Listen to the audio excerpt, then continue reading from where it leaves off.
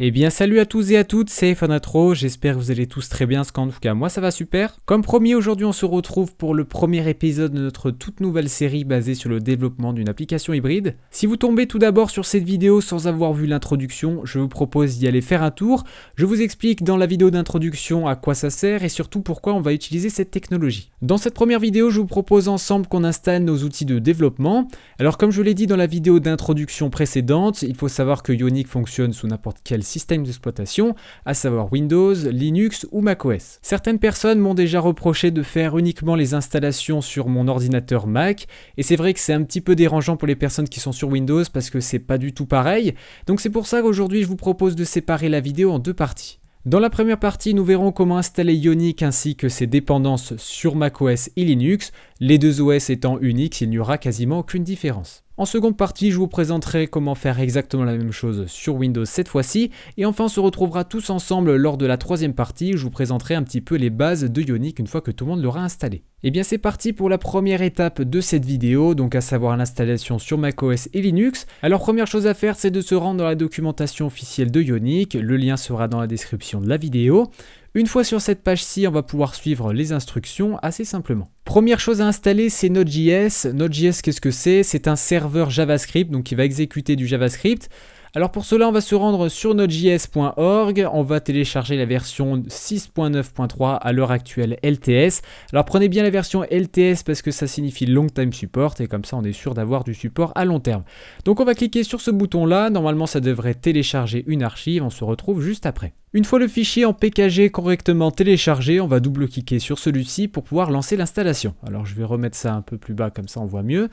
Donc voilà, donc ça c'est le programme d'installation de Node.js, on va donc suivre les instructions, donc continuer, hop on va attendre un petit peu que ça réagisse, normalement ça devrait vous demander votre nom d'utilisateur et votre mot de passe, donc on va faire accepter ici pour la licence, installer, voilà c'est ce que je vous disais, donc là je vais mettre mon mot de passe, installer le logiciel et on va attendre que l'installation s'effectue. Une fois l'installation de Node.js correctement réalisée, ce petit pop-up devrait apparaître une fois que vous avez fait terminer. Je vous propose de faire placer dans la corbeille, on n'a plus besoin de l'installateur. Alors théoriquement, Node.js est correctement installé sur notre ordinateur. Pour s'en assurer et donc pour suivre bien le tuto en entier, je vous propose d'appuyer sur commande espace et ouvrir Spotlight. On va taper ensuite terminal et on va ouvrir le terminal donc en cliquant sur le premier résultat. Normalement on arrive sur cette fenêtre-ci, donc qui est le terminal de votre ordinateur.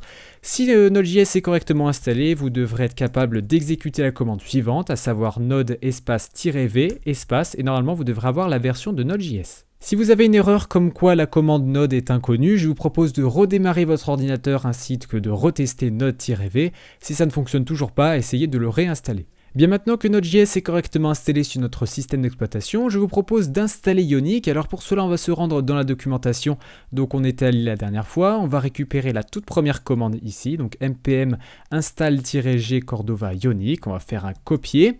On va retourner dans le terminal, ici on va taper sudo, donc sudo, et on va coller la commande. Une fois cette commande saisie, je vous propose de faire entrer. Alors il est possible qu'on vous demande un mot de passe, donc renseignez-le. Faites bien attention parce que si vous tapez le mot de passe, il ne s'affiche pas à l'écran, donc continuez de le taper, faites entrer, normalement ça devrait passer. L'installation de Cordova et de Ionic est un peu plus longue que Node.js, donc je vous propose de patienter jusqu'à ce que ça se termine. Si l'installation s'est déroulée avec succès, vous devrez normalement arriver sur cette page-ci, à savoir toutes les dépendances qui ont été installées sur votre ordinateur. Si ce n'est pas le cas et que vous avez eu du rouge juste avant, alors il y a eu un petit problème lors de l'installation, je vous propose de redémarrer votre ordinateur et de refaire la commande. Pour finaliser l'installation de Ionic, je vous propose comme Node.js de tester si tout fonctionne bien. Alors pour cela, on va se rendre dans le terminal, on va taper Ionic-H, on va faire entrer. Normalement, ça va mouliner un petit peu et vous devrez avoir normalement comme moi, à savoir toutes les commandes qui sont disponibles. Et si on monte tout en haut, on devrait normalement avoir un en-tête de Ionic, voilà comme ceci, qui vous indique donc la version actuelle. Bien sûr, elle est susceptible de changer, mais si vous avez un petit peu comme moi, c'est-à-dire Ionic ici qui est affiché, ça veut dire que tout fonctionne nickel. On se retrouve maintenant sur Windows 10, je vais vous montrer comment installer ça donc sur l'environnement Windows. Alors premièrement, rendez-vous sur le lien que je vous mettrai dans la description de la vidéo, c'est la documentation officielle de Ionic, on y retrouvera tout ce qui nous intéresse, à savoir les commandes. Première étape, c'est de télécharger Node.js. Alors on clique sur le lien ici, on va télécharger la version 6.9.3 LTS. C'est assez important parce que la version LTS assure justement le support dans le long terme. Donc cliquez ici, ça va télécharger l'installateur et on se retrouve une fois qu'il sera téléchargé. Après quelques petites minutes, le package devrait être normalement correctement téléchargé. Je vous propose de double-cliquer pour l'ouvrir. Voici ce qui devrait normalement s'afficher. Donc on va procéder à l'installation en cliquant sur Next. On va accepter les termes d'utilisation. Next, encore une fois Next, encore une fois. Et là ça s'installe.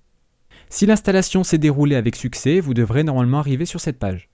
Pour tester si Node est correctement installé, je vous propose d'ouvrir l'invite de commande. Donc on va aller taper CMD dans la recherche par exemple. On va ici taper node-v comme ceci, on va faire entrée. Normalement si tout s'est bien déroulé, vous devrez avoir le numéro de version qu'on a téléchargé précédemment qui devrait s'afficher. Si jamais vous avez une erreur comme quoi la commande Node est non reconnue, je vous propose de redémarrer votre ordinateur, de réessayer si ça ne fonctionne toujours pas et bien de réinstaller le package de Node. Maintenant que Node.js est correctement installé sur notre système d'exploitation, je vous propose de retourner dans la doc officielle de Ionic. Ici, on va recopier la commande permettant l'installation de Cordova et de Ionic, donc on sélectionne cette commande-ci et on fait copier. Une fois le texte copié, on va relancer l'invite de commande, mais cette fois-ci en tant qu'administrateur. Alors pour cela, on va taper CMD, on va faire un clic droit sur le résultat, puis enfin exécuter en tant qu'administrateur, et normalement ça devrait se lancer. Arrivé sur l'invite de commande, je vous propose de coller notre commande et on fait entrer. Donc là, on va patienter quelques petites minutes, histoire que l'installation s'effectue. Une fois l'installation effectuée, alors rassurez-vous, c'est vraiment assez long. Personnellement, moi, ça a mis pas mal de temps. Mais une fois que c'est terminé, normalement, vous devrez avoir comme moi, savoir un arbre de dépendance qui se crée avec plein de petits trucs orange. En fait, c'est tous les modules qui ont été installés en tant que dépendance. Et donc, une fois que ça c'est terminé, si vous avez comme moi, eh bien, normalement, c'est installé. Pour conclure l'installation, je vous propose de tester à nouveau si Ionic a bien été installé. Donc on ouvre un CMD, peu importe s'il est en tant qu'administrateur ou normal. Donc on va taper Ionic-H, on va faire entrer, normalement ça devrait mouliner un petit peu. Et normalement on devrait avoir ceci, donc en gros toutes les commandes qui peuvent être exécutées. Et si on monte un petit peu, hop, si je monte tout en haut, voilà, normalement vous devez avoir comme moi, donc Ionic ainsi que le numéro de version qui peut changer bien entendu. Encore une fois, si vous n'avez pas la même chose que moi, que vous avez une erreur ou autre, eh bien je vous propose de redémarrer votre ordinateur, de retester, si ça ne fonctionne toujours pas, eh bien de refaire la manipulation précédemment, tout en faisant bien attention à vérifier que vous lancez bien le terminal en tant qu'administrateur. Et bien voilà pour l'installation sur Windows, je vous propose maintenant qu'on se retrouve dans la partie commune où on va installer notre éditeur de texte. On se retrouve maintenant dans la partie commune. Dans cette dernière, nous allons voir comment configurer notre environnement pour nos appareils, iOS et Android. Et on va voir également comment installer et configurer notre éditeur de texte. Alors je vous propose de commencer tout d'abord par l'installation de l'éditeur de texte. C'est extrêmement important, c'est ce qui va nous permettre d'éditer les fichiers nécessaires à notre application. Les éditeurs de texte existent par milliers, on en retrouve des gratuits, des payants, etc. Donc peu importe celui que vous prenez, ça me dérange pas du tout, même au contraire, si vous en avez même des suggestions à faire dans les commentaires, n'hésitez pas. Si vous ne savez pas quoi prendre, eh bien je vous en propose 3, à vous de choisir lequel vous préférez. Alors le premier, c'est celui que je vais utiliser personnellement et celui que j'adhère le plus, c'est Visual Studio Code. Il est gratuit, disponible sur toutes les plateformes que vous voulez. Alors on va vérifier ça d'ailleurs, ouais voilà, c'est ça, Linux, Windows et macOS, c'est gratuit. Vous avez des petits plugins, personnellement c'est celui que j'utilise dans la vie de tous les jours et je le trouve vraiment pratique.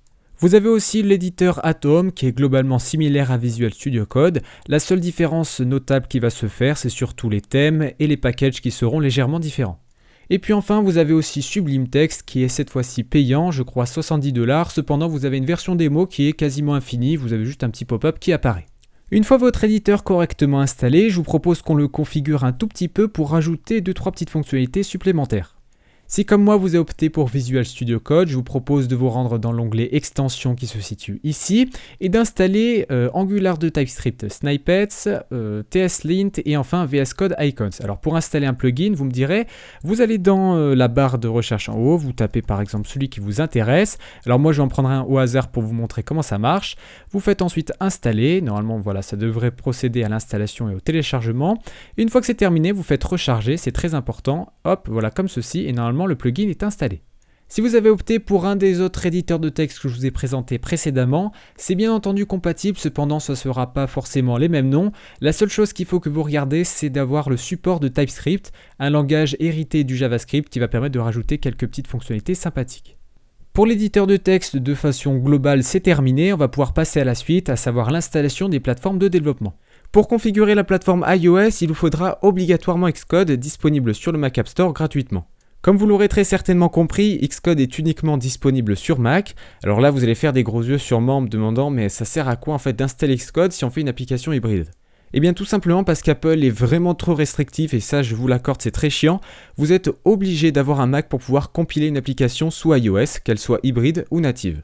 Pour les personnes qui sont sous Windows et qui souhaitent faire une application iOS, j'ai cependant une solution gratuite. La différence qu'il y a entre développer une application iOS native et hybride est sûrement le temps et l'espace de développement. L'avantage certain de Ionic, c'est qu'on peut développer notre application dans le temps qu'on veut et totalement gratuitement parce qu'on est sur Windows, on a notre éditeur de texte, on peut compiler sur Android, on saura que ça sera généralement le même résultat sur iOS à part de très petites modifications et encore.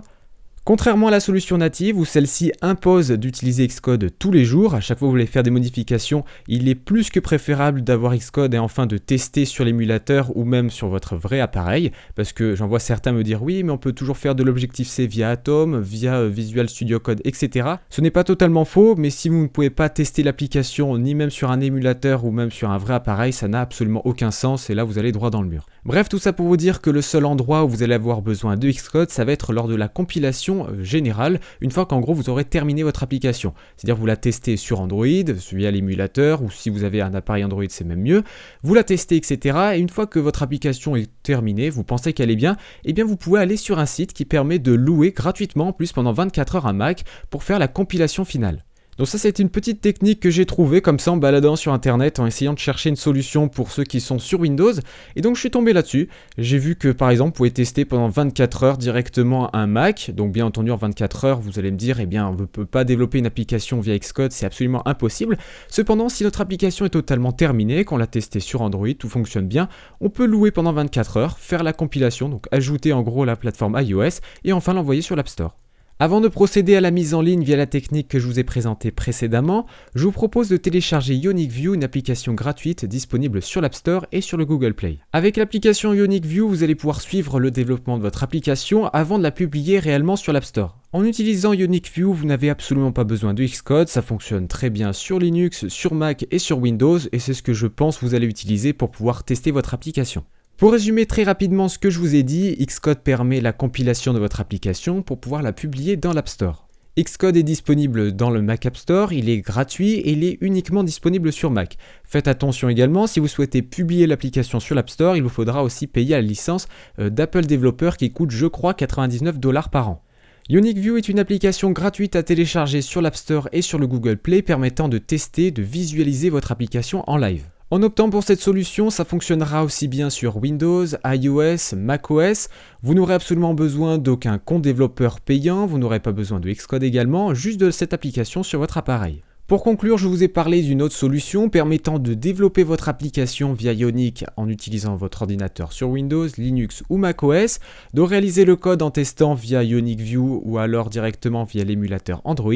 Une fois le développement de l'application terminé, rien ne vous empêche de louer un Mac pendant 24 heures gratuitement, vous installez Xcode sur ce dernier, vous compilez votre application et vous la publiez sur l'App Store. Cette partie s'adresse maintenant aux personnes qui sont uniquement sur macOS. Si vous avez choisi Ionic View ou la solution où vous devez louer un Mac plus tard, eh bien cette solution ne vous intéressera pas, du moins pour le moment. Ainsi, pour les personnes qui ont téléchargé Xcode via le Mac App Store, je vous propose d'installer les lignes de commande qui seront importantes pour la compilation via Ionic. Donc pour cela, on va faire xcode-select, voilà, on fait un tab pour que ça s'affiche plus rapidement, --install. Alors moi, je vais pas le faire parce que je l'ai déjà installé, donc je vérifie que c'est bien ça, la commande, ouais, normalement c'est bon.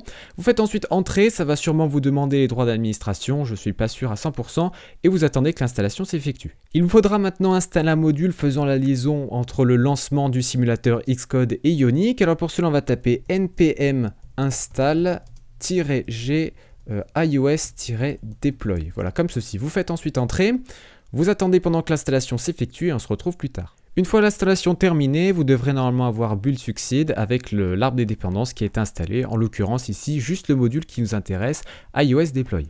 Je vous propose maintenant qu'on assigne notre compte Apple. Alors pour cela, on va aller dans Xcode, préférences, dans le deuxième onglet qui s'appelle Account, on va faire plus, Add Apple ID, on va renseigner notre Apple ID, donc notre email, ainsi que notre mot de passe et on fait Sign in. Pour assigner notre compte développeur, je vous propose maintenant d'aller dans Fichier, Nouveau, on va créer en fait un nouveau projet totalement bidon pour pouvoir activer notre compte. Alors pour cela, on va aller prendre une Single View Application, on va mettre Test par exemple ici, vous mettez Objective-C, Swift, vraiment ce que vous voulez, c'est pas important du tout. On va faire Create ici, ok. Une fois sur le projet, je vous propose de sélectionner bien le projet en lui-même, donc dans Général, vous allez dans Team et vous sélectionnez le nom d'utilisateur que vous avez rajouté. Normalement, ça devrait s'ajouter et le certificat devrait se générer. Une fois la team correctement sélectionnée, on va appuyer sur Run en haut à gauche et on va patienter quelques petites secondes. Normalement, vous devrez avoir une erreur comme quoi vous ne pouvez pas lancer votre projet. Alors pour cela, on va se rendre dans notre appareil. Alors je vais mettre ça en petit. Voilà mon iPhone. Donc on va aller dans les réglages. Hop, on va ensuite aller dans Général. On va descendre un tout petit peu dans Gestion des appareils. Vous devrez normalement retrouver votre adresse email. Vous allez dessus, vous faites faire confiance, se fier. Vous attendez un tout petit peu et normalement c'est OK. On va ensuite tester de nouveau. Je vous propose qu'on retourne sur Xcode, qu'on refasse Run. Normalement votre application devrait se lancer. Vous pouvez le voir sur mon téléphone qui est à droite de l'écran. Voilà, normalement c'est bon, c'est réglé. Alors il n'y a rien dans cette application bien entendu, vous pouvez même la supprimer. Mais notre certificat est correctement activé, on va pouvoir commencer le développement sur iOS. La configuration de la plateforme iOS est désormais terminée, je vous propose maintenant de passer à Android. Comme tout à l'heure, cette section sera divisée en deux parties, la première pour macOS et Linux et enfin la dernière pour Windows. Commençons ainsi par la première partie, à savoir l'installation sur Mac et Linux. Je vous propose de retourner dans la documentation de Ionic Framework, on va ensuite sélectionner Android ici pour pouvoir voir les commandes qu'on va devoir exécuter. Première chose à installer, c'est le JDK, le Java Development Kit. Je vous propose de vous rendre plutôt dans le lien qui sera dans la description de la vidéo. En effet, celui-ci n'est plus fonctionnel, le JDK 7 n'est plus disponible en téléchargement. Arrivé sur cette page, on va descendre un petit peu pour trouver la version la plus récente, comparée donc par exemple le 112 au 111.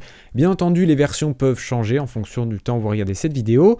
Vous appuyez sur Accept licence et vous téléchargez la version qui vous intéresse. Donc en l'occurrence ici, pour nous ça sera pour macOS et sinon si vous êtes sous Linux, vous prenez la version 32 bits ou alors 64 bits. Une fois le téléchargement effectué, je vous propose d'ouvrir le DMG pour procéder à l'installation. Donc on va attendre un petit peu l'ouverture du DMG. Voilà, finalisation, parfait. On va double-cliquer sur le package pour procéder à l'installation du logiciel. Il nous suffira juste de cliquer sur Continuer, Installer, mettre notre mot de passe, faire ensuite Installer et on patiente jusqu'à ce que ça soit terminé. Une fois l'installation du JDK correctement installée, je vous propose de retourner à nouveau sur la documentation et de cliquer sur Android Studio. On va devoir installer ce dernier, donc c'est un IDE pour développer nativement des applications sur Android.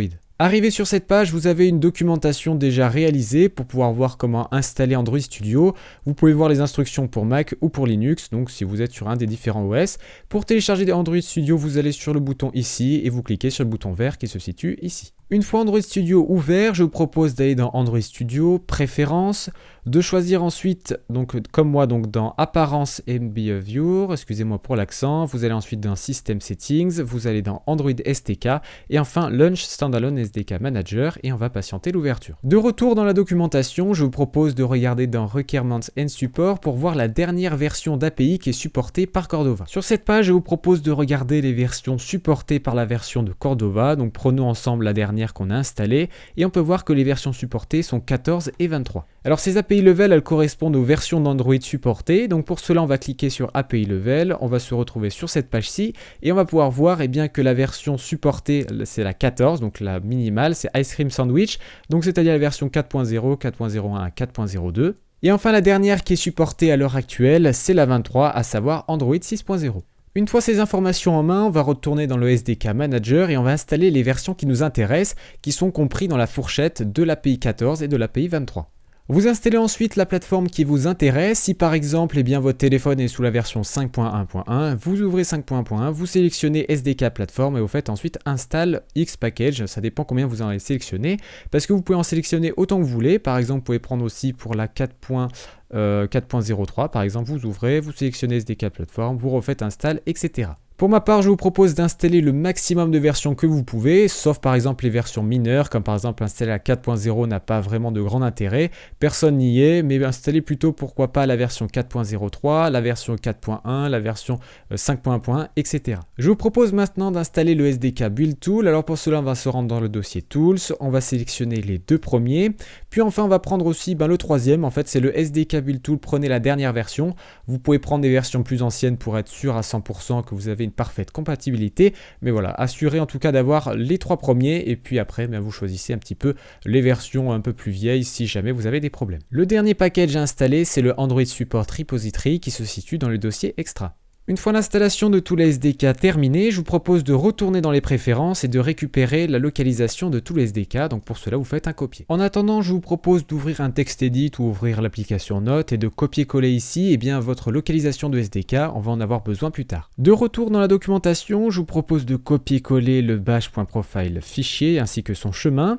Donc ensuite, on ouvre le terminal, on va taper ici nano, on va mettre le bash.profile qu'on a copié-collé précédemment et on fait ensuite entrer. On descend tout en bas du fichier et ici on va devoir rajouter quelques petites commandes. En effet, ici on va devoir récupérer export Android Home avec le égal, mais attention de ne pas prendre la suite. On va ensuite le copier-coller ici, on va prendre notre chemin qui se situe ici, hop, voilà, et on va le coller à la place de l'autre localisation. Notez bien que j'ai rajouté moi-même un slash ici, il n'y était pas de base, donc faites-le.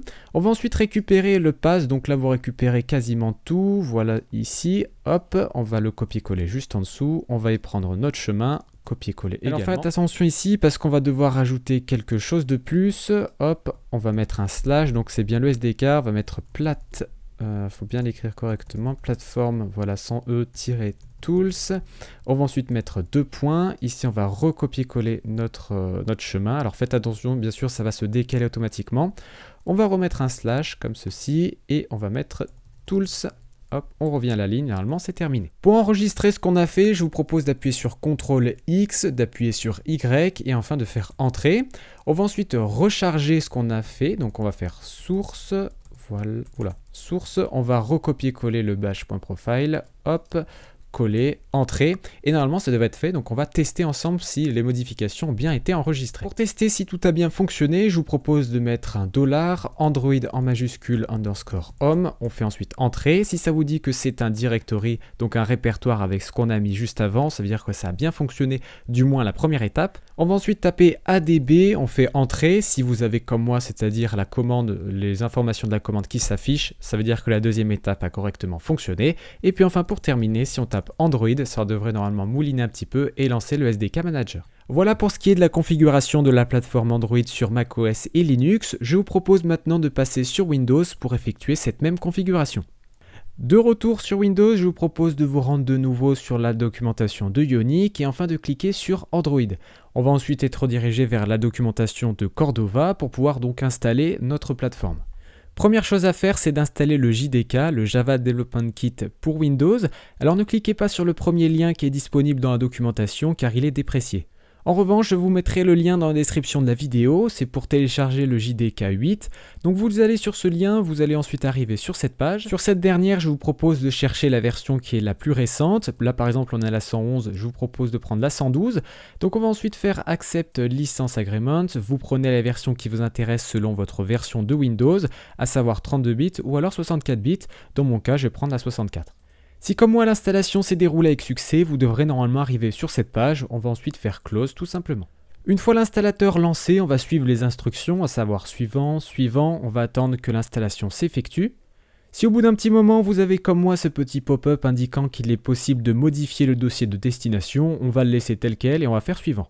Une fois l'installation du JDK correctement réalisée, je vous propose de passer à l'installation de Android Studio. Android Studio est l'IDE officielle d'Android. Vous pourrez via ce dernier créer des applications de type native.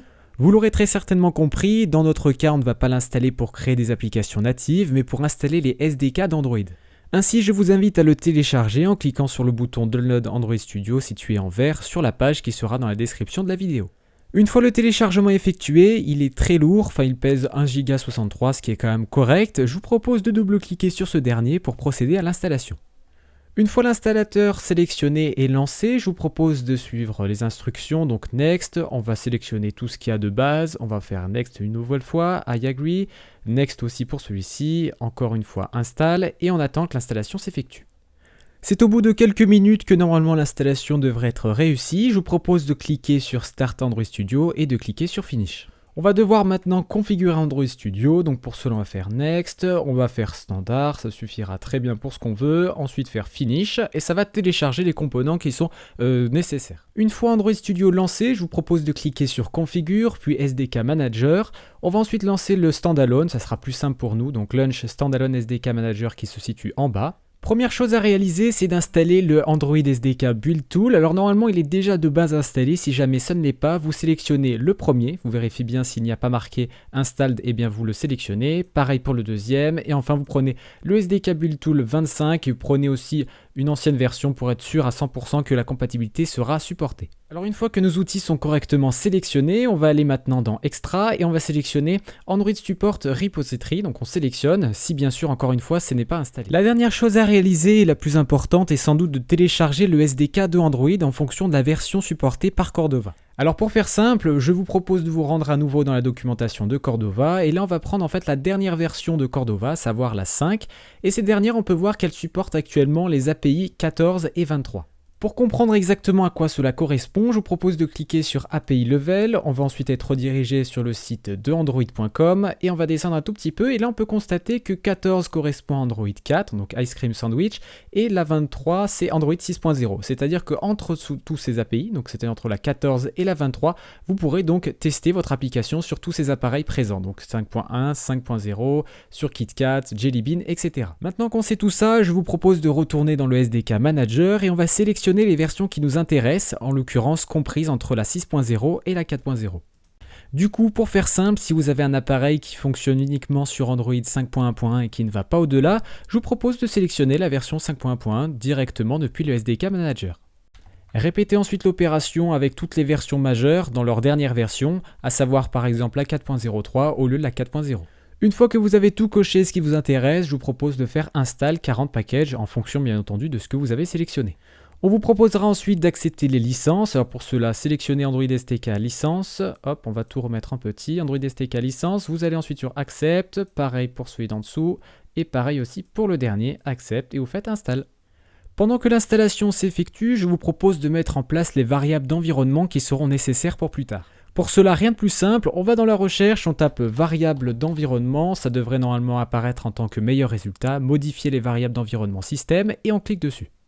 On va ensuite se rendre dans variables d'environnement qui se situe en bas, on clique dessus et là on est prêt à rajouter nos variables.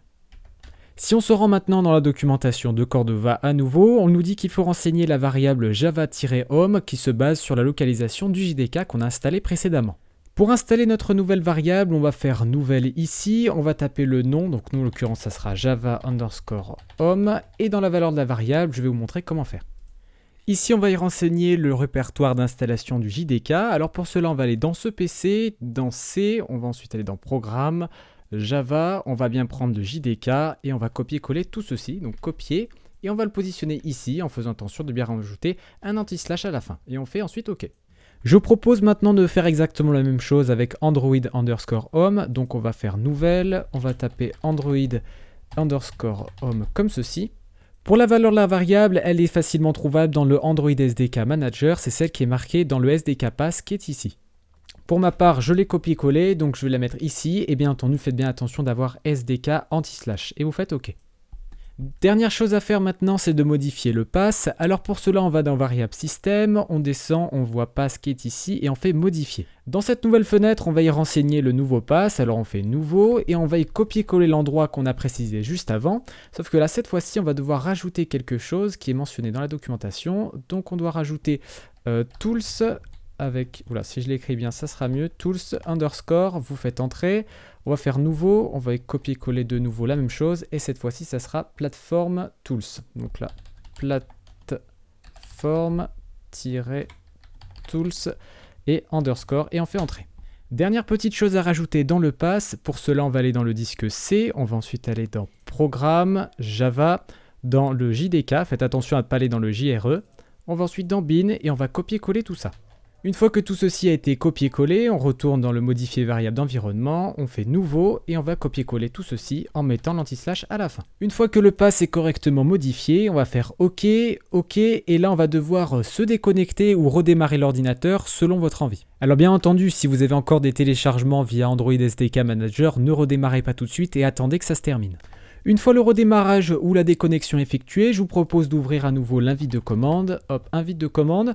Et on va tester si ADB fonctionne. Donc vous mettez ADB. Normalement, vous devrez avoir comme moi, c'est-à-dire en gros toutes les commandes qui sont possibles avec adb.exe. On va également tester avec la commande Android. Voilà, comme ceci, ça devrait mouliner un petit peu et vous ouvrir le Android SDK Manager.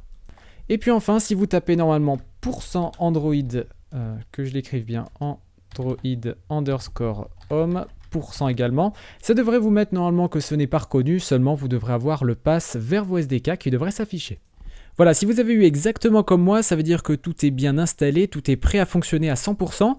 Je vous propose qu'on se retrouve dans la partie commune juste après, on va commencer à lancer notre tout premier projet.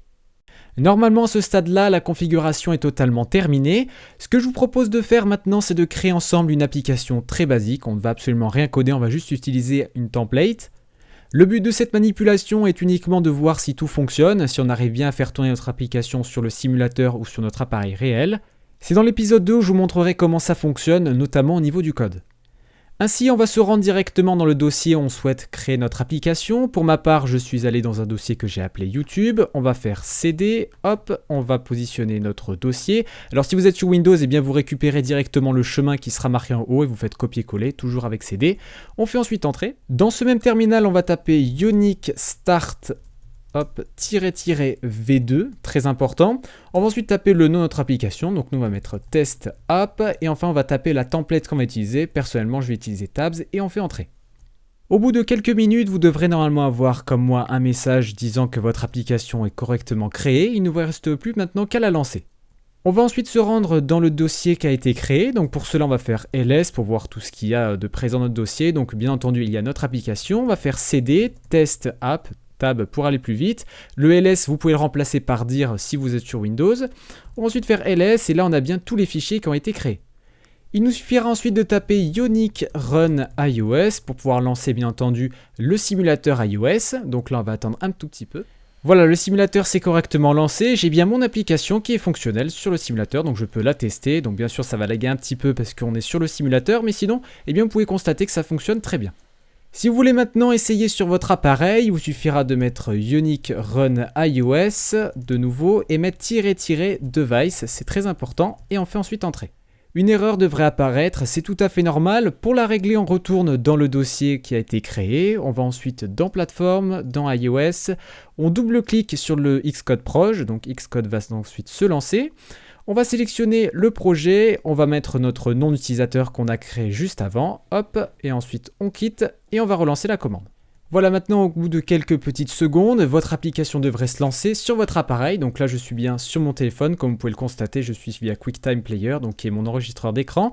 Et si je teste l'application sur mon téléphone, eh bien tout fonctionne nickel, je peux slider, etc. Donc l'installation a bien réussi. Pour terminer, je vous propose de tester avec Android, donc on va mettre Unique Run Android. Hop, on fait ensuite entrer. Si vous avez une erreur comme moi, il va falloir ajouter Android. Alors pour cela, on va taper Cordova. Ensuite, on va mettre plateforme comme ceci, add Android. On fait ensuite entrer. Normalement, ça devrait ajouter la plateforme Android à notre projet. Puis enfin, on va réexécuter la commande Unique Run Android et cette fois-ci, ça devrait lancer le simulateur. Comme prévu, le simulateur Android se lance et vous avez donc un Nexus 5X et vous pouvez tester votre application comme ça très facilement. Alors bien entendu, comme je l'ai dit sur iOS, ça va laguer au début un petit peu, mais c'est normal parce que vous êtes sur quelque chose qui est émulé. Il faudrait tester sur votre vrai appareil pour vous faire vraiment une propre idée. Si jamais vous avez exactement la même erreur que moi, à savoir no émulateur image AVD found, une fois que vous faites Run Android par exemple, pour corriger le problème, rien de plus simple, on lance Android Studio, on va dans Configure, SDK Manager, le standalone SDK Manager. On va ensuite aller dans Tools qui se situe dans la barre en haut, Manage AVD. Une fois cette fenêtre ouverte, on va aller dans Create qui se situe à droite. On va renseigner ici le nom qu'on veut donner à notre machine, donc moi je vais mettre Nexus. Une fois le nom renseigné, on va préciser l'appareil sur quoi vous voulez que ça tourne, par exemple Nexus 6, Nexus 4, Nexus 5. Personnellement je vais prendre Nexus 5. Target signifie la version d'Android auquel vous voulez que votre émulateur fonctionne. Pour ma part, je vais prendre la 4.03. Au niveau du CPU, on va mettre Intel Atom X86.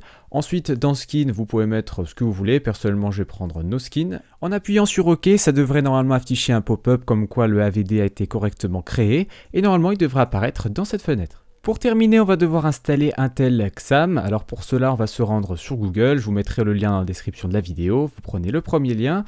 On va télécharger donc cette version-ci. Donc vous descendez un petit peu, on clique dessus. On va faire Click to Accept. Hop, ça devrait télécharger le zip.